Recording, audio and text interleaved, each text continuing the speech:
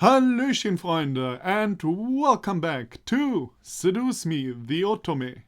So, I thought to myself, man, I greeted you people in Russian, in Japanese, in Polish, in Spanish. I think at one point, yeah, in Albino Hunter I greeted you in French. But my own mother tongue only gets used when I'm really angry. I thought that is unfair, and that is why I greeted you in German today. Okie dokie, enough nonsense. Let's continue, shall we? Oh, I apparently pushed already a button because we continued in the text. And right on cue, Naomi drove up to the gates with Suzu waving me down. I rushed out the door and we headed to school, talking about the homework and the coming day. We made it into the school without a hitch. Our lockers were in the same part of the hall, so we quickly unloaded what we needed to... What we needed to? Oh yeah, of course, that's correct. I'm stupid. And got our important books and necessities. First incident of the day. As I walked towards Suzu and Naomi, who were both waiting for me on the opposite side of the hall, something hooked my ankle and made me fall forward. Whoa! Ow! Hey, are you okay? Probably not. Who did that? Well, Naomi, we have like one enemy in this school. Who might have did that indeed? No English, but don't blame me. Oh, it's the girl that shows off her midriff. Who would have thought? Such a delinquent. Shows off her midriff. I bet she's the girlfriend of the dude, you know, of the evil imp man. The three of us looked back to see Oh, how did I pronounce that? I already forgot. She didn't appear like for 5 episodes. What kind of enemy is she? You're a bad foe, you know. Lisette. I'll go with Lisette. The three of us looked back to see Lisette and her gaggle of girls. Lisette had a look of complete innocence, while the girls around her giggled like no tomorrow. Why, you little... Suzu, don't! I felt a giant fire of anger burn in my stomach as I stared at Lisette. Today was not only the time this happened to me. And not the only time this happened to me. However, it was now clear who was behind these incidents. So, to get this straight, usually you fall around and you don't know who it is. And now you realize your mortal enemy stands right by you when this happens. Oh my god, Estefania, you're stupid. Now it's like 100% clear. You're stupid. I'm sorry. Even if she was innocent and one of her goons did it, it was now obvious that Lisette was the mastermind just from the look on her face. She was no friend, nor would she ever be. I had to do something. Get to her. Glare into her soul. Ooh, that sounds awesome. I'd actually like to do that, but I have no idea what that actually means. Just angrily staring at her? Or what do you when you glare into someone's soul? Get her sounds stupid. Glare into her soul is probably not helpful. She just... You know... I'm not someone who says like ignore the bully, then at some point it gets boring to him. This is stupid because it's just not right. That's what parents tell you, but it's just not true, you know. On the other hand, like, we really have no proof for all that. Maybe in this case it's the wisest decision to stand up and walk away. Just, you know, go fuck yourself. And the next time this happens to us, like next time we pay attention when she's around, and that is what I would do. I would like go innocently next time along the hallway and check, see if she's there, and if she's there and I fall again, then she would get it, you know? You know what I mean? Like, so I have at least some proof. No, I wasn't going to bring myself to her level. She was a bully, but I was not going to let her get to me. Whoops, my bad. Sorry. No! There we go. Me and controls. I had to be stronger than her, and only then would I have beaten her. I stood up and brushed myself off, pretending nothing had happened. Anderson, you okay? That was a pretty bad fall. Yeah, I'm fine. A fall like that is nothing. I merely smiled at them, not wanting to let them know the pain rushing through my body from that fall. My arms were quaking, my shoulders were pulsing, but I remained content-faced. I quickly gathered up my belongings and nodded to my two friends. Now that I think about it, at one point in 6th grade, someone took... You know that joke when you want to sit down and someone in that moment takes away your chair? First of all, that time I got really mad and I think I punched the guy who did that.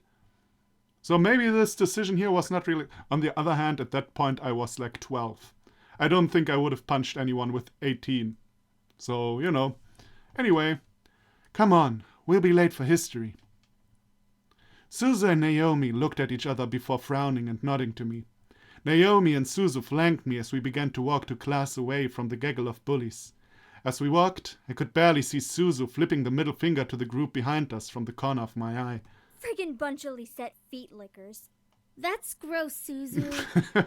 Well, she's right, though. It's true. It's all OMG! Lisette is the best! Let's follow her around because we obviously don't have lives. Naomi and I could not help but laugh. The group behind us, however, did not like Suzu's words. At least my dad doesn't screw around in the black market to keep a stupid casino running. Maybe Suzu is really part of the mafia. But at this point, really, Suzu could be like a professional assassin. I would not care a bit. I would not care a bit. Suzu stopped. Naomi and I stopped as well to look back at Suzu, who was completely red in anger.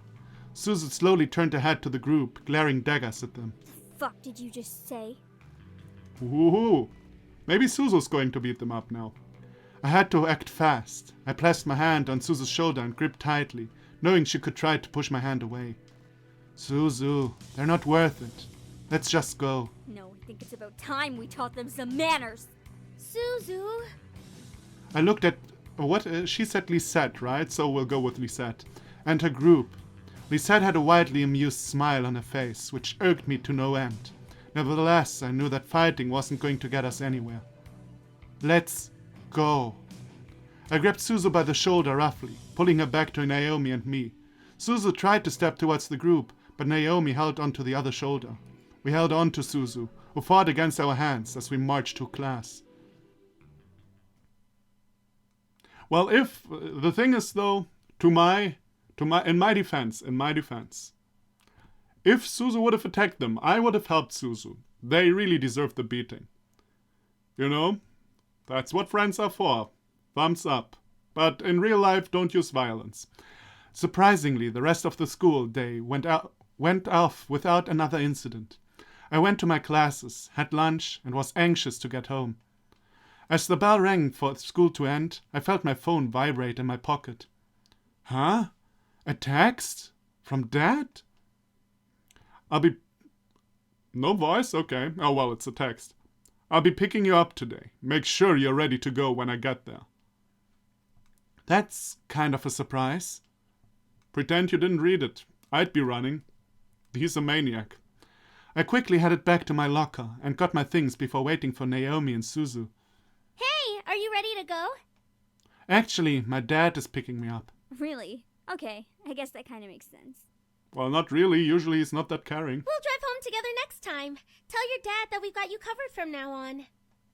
Yeah. I don't know why she laughs at all at that point. Alright. Even while I laughed, something didn't seem right. My dad texted me to say this? Why was he going to pick me up? Had I done something wrong? I didn't know. I waved goodbye to Naomi and Suzu before heading off to the usual spot where my dad picks me up. I took the time to listen to my music while I waited. I need to go to another Rise of the Phoenix concert. Is that a famous band? Am I again very, very out of touch with popular music?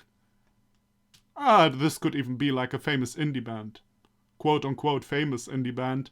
And I had no idea. I have no idea about music. Eventually, I had played the entire album with no one showing up. What the hey? Dad's never late. Especially not this late. So maybe evil imp man is behind everything. Probably. I quickly dialed my dad's number again, but as soon as I pressed call, it disconnected and read a signal disconnection error message. Oh, of course it's evil imp man. Like he can't attack Estefania, but of course Estefania's family. That even makes sense. Evil imp man is clever. What the? No signal error? How do I not have signal? I double-checked my phone and saw all 5 bars for signal. He must be in a dead zone. Before I could finish, a group of hands grabbed at my hands, feet, and covered my mouth. I screamed into the hands over my mouth, struggling to pull away from the hands grabbing at my limbs. I felt disgusting and scary, feeling the hands on me. I needed it to stop. Hey! Don't dirty up Malix's prey. The voice, which sent a fearful shiver down my spine, whispered into my ear. You're coming with me, Miss Anderson. She has one hand on your mouth and one hand on your shoulder. I thought you were able to execute some taekwondo tricks. Am I wrong with that? Did I misunderstand something? Come on, at least try, Estefania. I couldn't fathom what was happening, but before I knew it, I was blindfolded, and my limbs were quickly tied up. I felt myself being carried somewhere and was shoved into something that echoed the interior of a bus or a van. The doors closed, and off I was taken, unsure of where I was going and why. All I knew was that I was in trouble. Dum dum dum. All I saw was darkness. I felt numb as I was taken to a place I didn't know of. I couldn't even move my lips to scream. Sounds zipped past my ears. First off the interior of a car, then the outside, then an echoey space with whispers and cackles of people vibrating through it. However, the wrap around my eyes was eventually removed from my face, and my bonds were cut. It took a while for my eyes to adjust, but I found myself in a warehouse, surrounded by the devils, including Malix, who was smirking at me. Nicely done! I'm sure those little shits will come running to find you when they realize you didn't return to your precious little mansion. They'll search everywhere for you. Well, hopefully, unless, if they don't, I'm kinda fucked. Malix walked over and set the barrel of his gun against the skin between my eyes. It'll be so funny when they find your dead body instead. Wait, I thought I had some magic on me. So, am I stupid right now? Am I running into and she was killed by Malix, that ant? But I thought I have some magical tricks or something. Not magical tricks, I have some, some kind of security system. Magical security system around me or something. He can't kill me. Why not fight then? No way this was happening. No way I was going to let myself be a victim of this. You gotta remember, what was in that book? Oh, or I use magic powers. I mean, that is okay too. What are you whimpering? Are you praying that the boys will come and save you?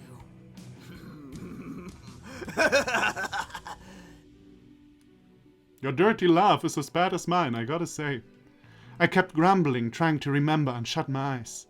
Studying for a brief second wasn't enough to keep a spell in my mind, but I had to try something. Anything. All of a sudden, the air grew still and silent.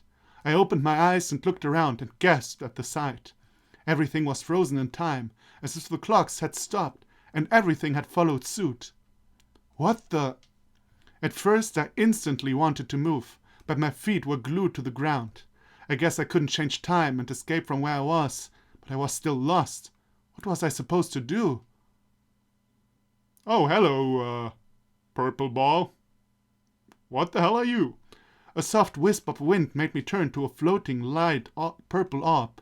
I stared as it glowed, giving off a warm feeling. For some reason, this thing made me feel happy and content, despite the situation I was in. My heart felt like crying, yet I didn't know why. I swear to God, if this purple orb is the grandfather, I'm either going to laugh or get angry. It couldn't have been grandfather. Okay, I laughed. Oh my god. This is stupid. It's a fictional world. Why am I complaining? I hate people coming back from the dead. Nothing worse than people coming back from the dead. I hate that shit. As I muttered, the orb slowly grew and faded into a spirit of my grandfather from when I last saw him. I stared up at him, completely shocked that I was correct and that his form was standing in front of me. I guess it was a good idea to bring the incubi here after all. Yeah, it seems that way, doesn't it?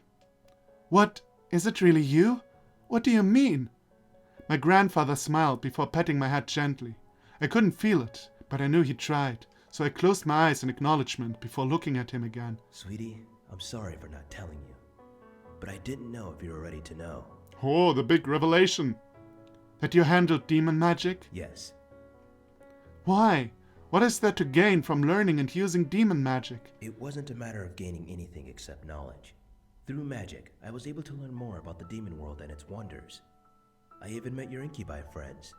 Did you realize what kind of perverts you had there? Like, Eric is like a sexual assaulter, in a third degree, and Sam is probably a third-degree murderer. Is there even a third degree for sexual assault? I don't know. Anyway, why don't you give me these assholes? Were they not, like, more friendly and useful demon? Man, you met the boys? Yes, it was I who helped them come here, but it seems it was at the cost of my life. What? That is why you died? What? Why? Why sacrifice yourself like that? None of this made sense. He died to bring the incubi into the human world? Why? Why? My mind was practically screaming in anger. I needed answers. With time being frozen, we had all the time in the world. Why would you die for something like that? Why leave us alone? Why leave me alone? Well, Estefania, we gotta be fair now. We gotta be fair. It was not like you were very sad. I wasn't intending to, my dear. But now that I'm gone, you have a chance to find yourself without anything hindering you. Sir, I know you're an old man and I should be respectful. But could you be more precise and not like, I didn't want this to happen, but now it did. Now, explain yourself, man. Explain yourself. I deserve an answer. What? Your father had always been so hard on you. I'm to blame for that. He learnt of my studies before he married your mother and pushed me away, promising to never follow in my footsteps. Wait a minute. What? He learned of my studies before he married your mother and pushed me away, promising to never... he gained knowledge. He knew that he was doing that. That is why the father hates him, because of the demon magic and shit like that. Aha! As he was my son, I still loved and cared for him. I helped him in little ways, from paying bills and making sure he had food to come home with by adding money to his accounts. You don't know how hard your father worked to get to where he is now. I stared, trying to take it all in. It was true that my dad worked really hard, but I didn't realize how rough he had it. Well, now to be honest, like, that was really no explanation of how hard he had it. This was like, yeah, he pushed me away, then he did his own thing. I tried still to support him. Oh my god, he had it really hard, right? Like, there are like at least 20 sentences missing in this conversation. When you were born, I couldn't have been any happier. I tried to give you as many toys as I could, but many of them were tossed away by your father to protect you from me. I thought I would never be able to see you, but when I found you on the street, I was blessed enough to be given a chance. After I brought you back to your parents, I asked your mother to convince your father to let you visit me often, and he finally agreed. That seems strange, but okay. Why does Dad hate you so much? Why put that on me? Your father saw me as a monster. He was afraid I would hurt you. He wanted to protect you from me at all costs, even if it meant becoming a monster to you himself. You did not know my father. You did not know what he was capable of. Yeah, thank you, echoing voice in my head. I remember that scene. He truly does love and care for you, but he doesn't want you to be as curious as I was. Curious? I chose to learn about magic. I grew curious about it. He thought that was wrong, so when I didn't give it up, he shut me out of his life. What a stubborn old man. So I did the only thing I could do. I gave everything I owned to you, including my hidden books your father never knew of. My head began to spin. There was too much information. It was all going so fast, despite time not moving a single inch. I'm just so happy that my curiosity stayed with you. Now, well, first of all, if I could choose, there would be a big poof, and the incubi and the devils would be gone. First of all.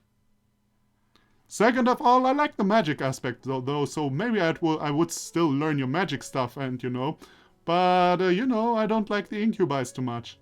And the devils. So, Second of all, am I the only one thinking that this is a very, very lame twist? The father just did not like that grandfather does magic.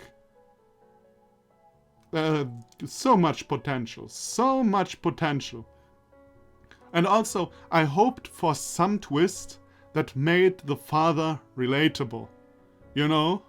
Something where you would think, grandfather tried some dark magic that finally resulted in blah blah blah. Not only, grandpa did magic. You know what I mean? Am I the only one who thinks that is a bit lame? That is really a bit lame. And we worked so long for this. Oh well. So my grandfather met the incubi. They seemed so surreal. I could hardly believe it, yet here was the spirit of my grandfather telling me. It was almost like a dream. So you introduced them to the human world? That's right. I told them about the wonders of our world, and they all wanted to come to experience it. So I helped them come over and gave them everything they needed. They traveled everywhere, and I helped them as they learned more about humans. Question. I thought these fuckers live from sexual energy. How the hell did they survive? Can they also live from, like, I don't know, whatever lives in their world, sexual energy? Probably, I guess. Otherwise, they probably would be dead. Then, I suddenly stopped breathing. I don't know why, but I believe it was because my time was up. After I died, the boys tried to come back. However, Malix attacked them instantly when they crossed his path. I used the last bit of my strength to guide them to the estate so they had a place to stay to heal. You did that when you stopped breathing. Aha. So that's why they were in the house. But they said they didn't know about the house belonging to anyone. I never told them it belonged to anyone. I merely told them to head to the estate for shelter until they could learn to live on their own. If the estate was meant for them, why give it to me? I never knew your father would move you in so quickly. Even still, you managed to learn of them and learn of the demon world. You even were curious enough to study the magic. Yeah, actually I didn't learn anything about the demon world. Probably should have, spent some time with these idiots to learn about the demon world, but Why not teach me when I visited? You were too young to understand. I was hoping that you would make the choice to learn on your own when you were ready to handle it. And you did. I'm so proud of you. What are you saying? I've barely begun reading it. I don't remember anything. I will help you remember. Then my grandfather gently bent down and kissed my forehead. All at once, my mind began to fill with spells and history of arcane magic, the demon world, and everything my grandfather had known. Okay, this as well is also pretty lame. I hate it when here, have my power and my knowledge, and now you are most powerful man in world. I don't know why I did this accent, I don't even know what kind of accent that was, but what the hell, man. Oh, so many lame twists. So many lame twists. I mean, I'm probably a bit unfair because the twists are not horrible or something, they're just a bit underwhelming, A bit little payoff. There was such a big father-son feud going on. And it wasn't like something major, like grandfather tried with dark magic to resurrect his wife and his son couldn't longer see it or something like that. Like, at least something a bit dramatic, not only, yeah, it's too magic. Therefore, he is, And I mean, of course, I could see, like, if somebody now wants to argue with me, like, if someone would be using magic in real life and you found out, wouldn't you be, like, totally freaked out? And I probably would be. The thing is, though, this is a visual novel. This is a story. And in the story, I don't think it really works. My opinion. So, I guess we'll stop it here. Next time we'll find out how we will kill Malix with some major magic spells. So, thank you everybody for watching. Come back for the next episode, and I'll see you then. Bye bye.